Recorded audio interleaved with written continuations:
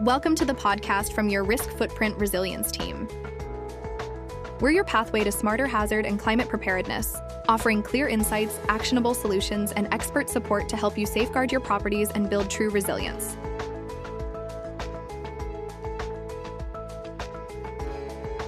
You know, we're all constantly calculating risk, right?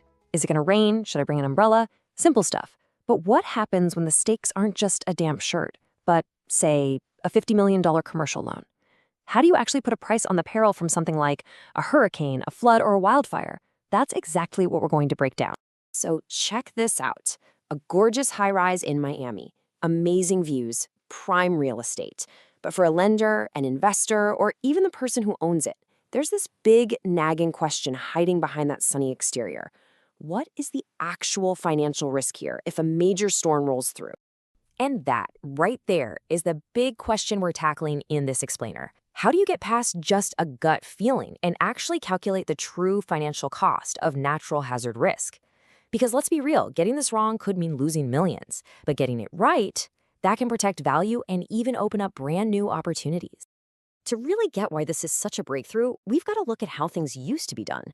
For decades, it's pretty much been a process based on really broad categories and, well, gut feelings. You could call it a bit of a risky guess. I mean, think about it. A report lands on your desk and says a property has a high risk of hurricane damage. Okay, what does that actually mean? If you're a credit officer about to sign off on a multi-million-dollar loan, what do you even do with that? You can't plug high into a spreadsheet, right? It's just a label, not a real number you can work with. But what if you could change that? What if you could translate that fuzzy category into a specific dollar amount? Well, this is where a metric called the expected annual loss, or EAL for short, completely changes the game. The EAL brings that exact precision. It's a statistically backed financial metric. Now, this isn't some crystal ball predicting next year's hurricane season. A better way to think about it is like an annual operating expense for climate risk. It's the average cost of damage over many, many years, all boiled down to one single number in cold, hard cash. Okay. So what makes this EAL metric such a big deal? Well, first off, it speaks the language of money, dollars and cents, not vague words.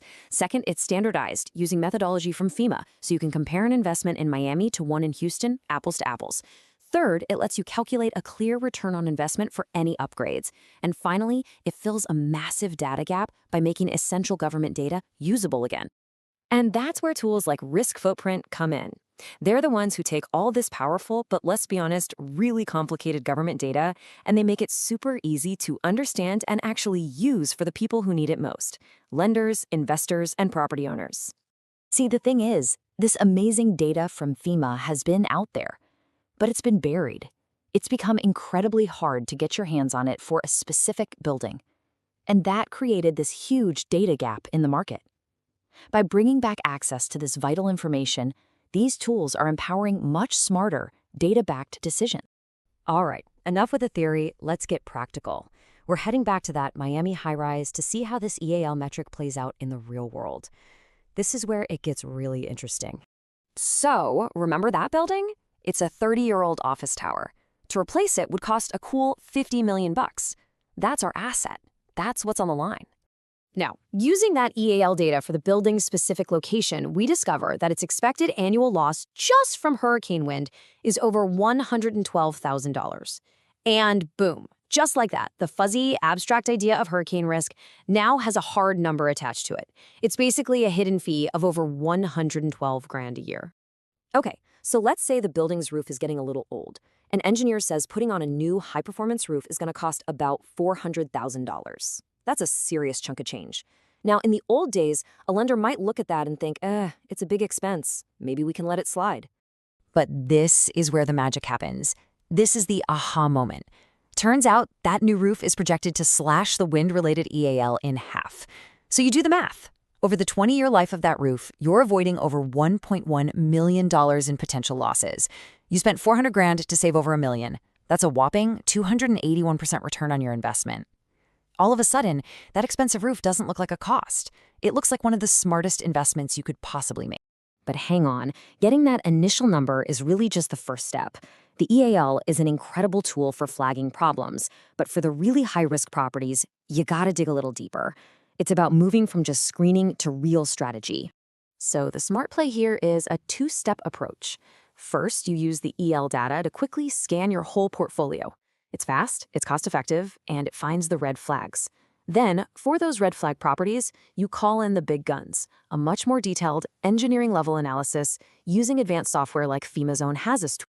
And what that deep dive does is it gives you this crystal clear before and after snapshot.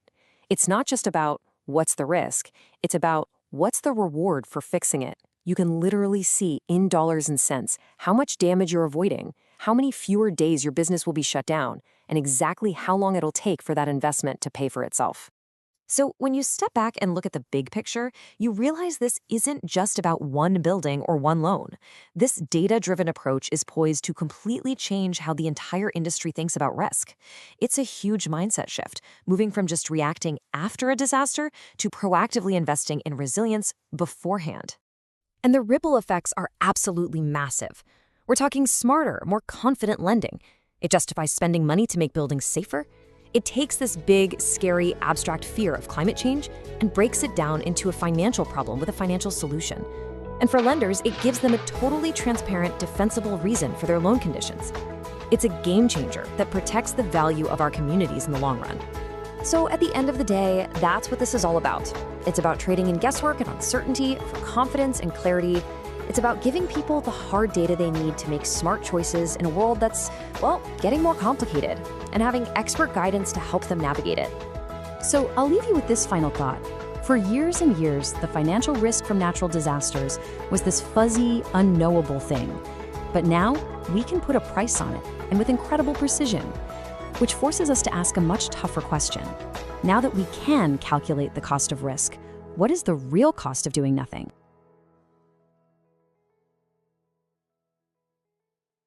Thank you for joining us on this podcast. To learn more, visit riskfootprint.com.